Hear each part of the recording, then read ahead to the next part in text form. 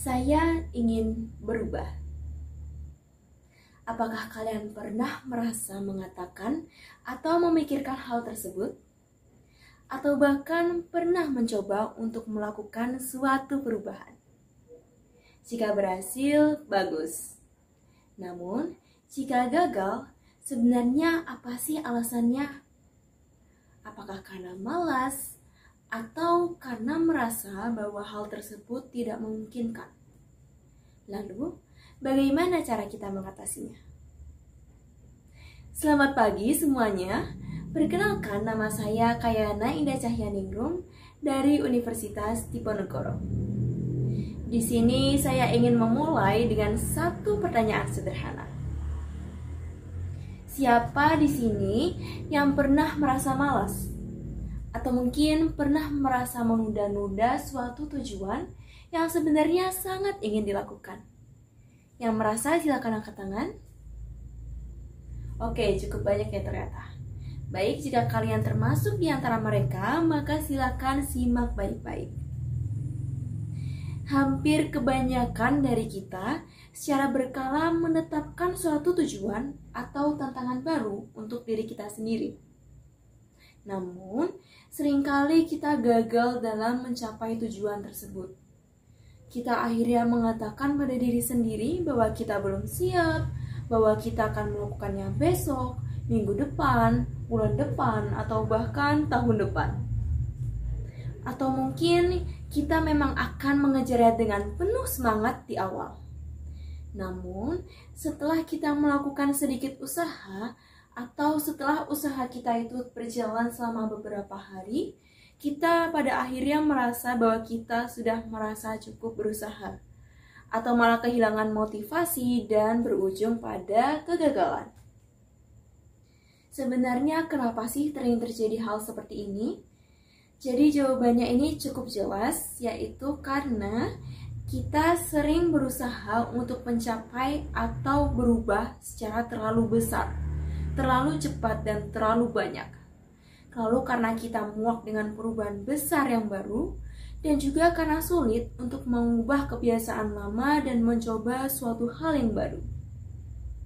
Maka, hari ini saya ingin mengenalkan tentang konsep Kaizen untuk mengatasi kemalasan.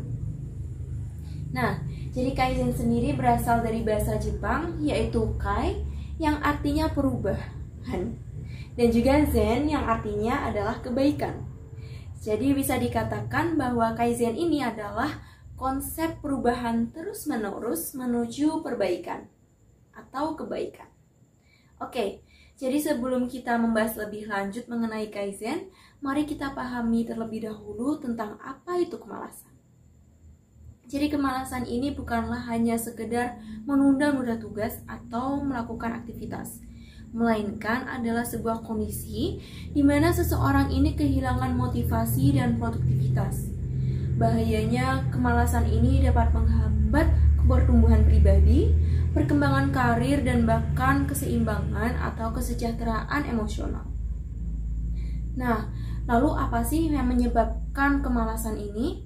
Terdapat beberapa alasan yang secara umum menyebabkannya. Pertama, kewalahan, kehilangan motivasi, dan juga ketakutan terhadap kegagalan. Namun, Kaizen menawarkan solusi yang menarik untuk mengatasi kemalasan ini. Mari kita bahas lebih dalam tentang konsep Kaizen. Jadi Kaizen sendiri adalah tentang melakukan perbaikan-perbaikan kecil, namun terus-menerus.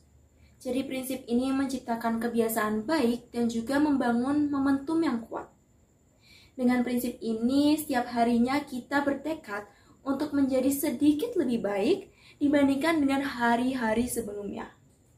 Hal ini bisa dianalogikan seperti kita mengasah sebuah pedang, di mana setiap gerakan mengasahnya sedikit demi sedikit akan membuat pedang tersebut semakin tajam.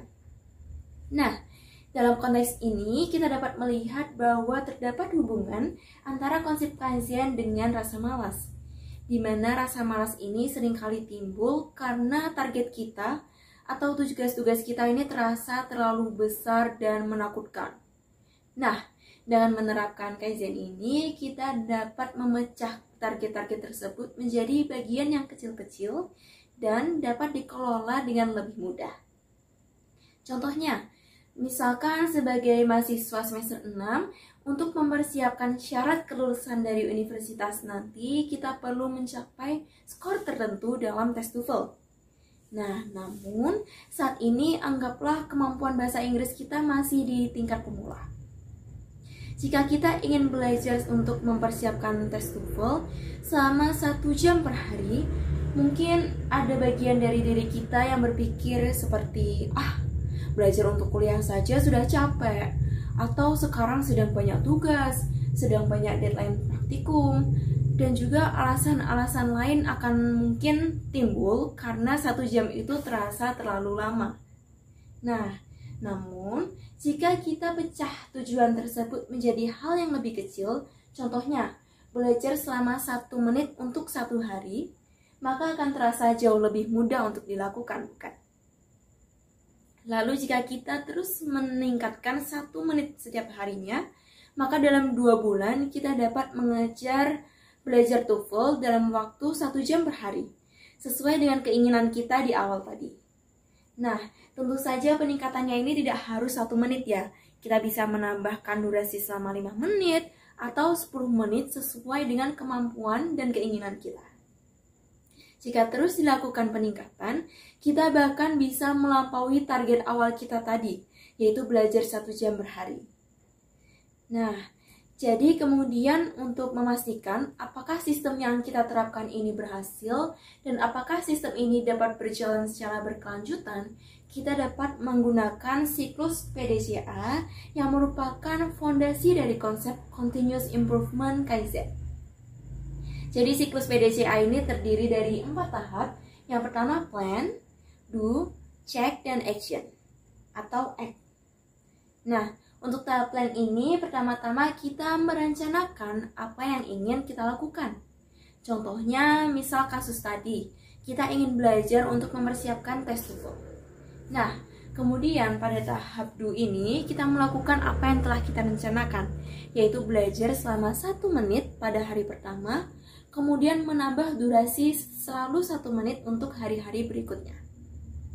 Lalu tahap ketiga adalah check, di mana kita memeriksa dan mengevaluasi apa yang telah kita kerjakan selama periode-periode tertentu.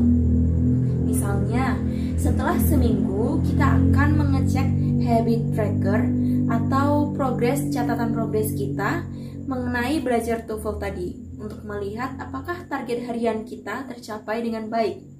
Apakah sudah sesuai dengan ekspektasi kita? Kita dapat bisa melakukannya pada tahap cek ini yang ketiga. Dan yang terakhir adalah tahap act, di mana kita akan menentukan apakah kita akan melanjutkan sistem, merubah atau membuangnya. Misalkan, setelah seminggu kita merasa lebih terbiasa dan lebih enjoy untuk belajar tes TOEFL ini.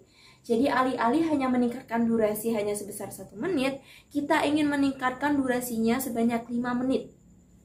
Nah, kemudian setelah kita dari tahap action ini, kita mulai lagi dari tahap plan. Dan menaikkan targetnya, durasinya itu sebanyak 5 menit. Untuk selanjutnya dilakukan proses do, check, hingga tahap action kembali.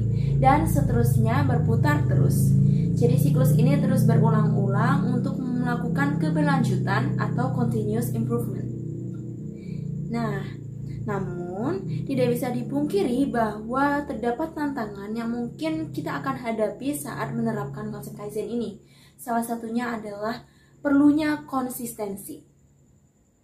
Tips dari saya untuk mempertahankan konsistensi ini adalah dengan menciptakan lingkungan yang mendukung. Sebagai contoh, dari kasus tadi, kita dapat menaruh buku materi TOEFL di meja yang biasanya kita gunakan. Jadi buku tersebut dapat menggugah semangat belajar kita karena bukunya sudah ada nih. Kita tinggal membuka saja dan belajar hanya untuk 1 menit tadi. Jadinya terasa lebih mudah kan untuk melakukannya. Ditambah juga kita dapat membuat reminder untuk belajar TOEFL dalam waktu yang sama. Misalkan, pada jam 8 malam setiap harinya secara rutin kita akan belajar tes TOEFL. Jadi dengan adanya rutinitas ini, kita diharapkan dapat menjadi lebih terbiasa dan lebih familiar. Sehingga di saat muncul jam 8 remindernya, maka kita akan langsung, oh iya, ini saatnya aku untuk belajar test TOEFL. Selain itu, kita juga dapat mencatat apakah kita berhasil untuk mencapai target setiap harinya dengan menggunakan habit tracker sebagai alat bantu. Jadi setiap kita selesai belajar selama 1 menit atau 2 menit atau sesuai dengan target kita dapat menandai pencapaian kita. Hal ini dapat membangkitkan sense of accomplishment dan membuat kita merasa puas terhadap pencapaian kita tadi. Nah, rasa puas ini akan membuat kita menjadi semakin ketagihan untuk menyelesaikan goal-goal yang telah kita buat tadi. Kan memulainya juga tidak susah. Hanya perlu beberapa menit saja kan? Tapi tentu saja proses Kaizen ini tidak selalu mudah. Ada saat-saat di mana kita mungkin merasa ragu atau kehilangan motivasi. Tapi ingatlah bahwa setiap langkah kecil yang kita ambil adalah bagian dari perjalanan menuju perubahan yang lebih besar. Jadi jangan menyerah. Baik, sebagai rangkuman dan penutup, mungkin Kaizen ini adalah salah satu kunci untuk mengatasi kemalasan dengan cara melakukan perubahan menggunakan langkah-langkah kecil secara terus-menerus. Dengan melakukan langkah-langkah yang sedikit itu secara setiap harinya, kita dapat mengatasi rasa malas dan mencapai tujuan kita secara lambat laun. Jadi, apa yang akan kalian lakukan hari ini untuk menjadi 1 langkah lebih baik dibandingkan kemarin? Mulailah sekarang juga. Terima kasih, saya Kayana Indah Cayaningrum, pamit undur diri.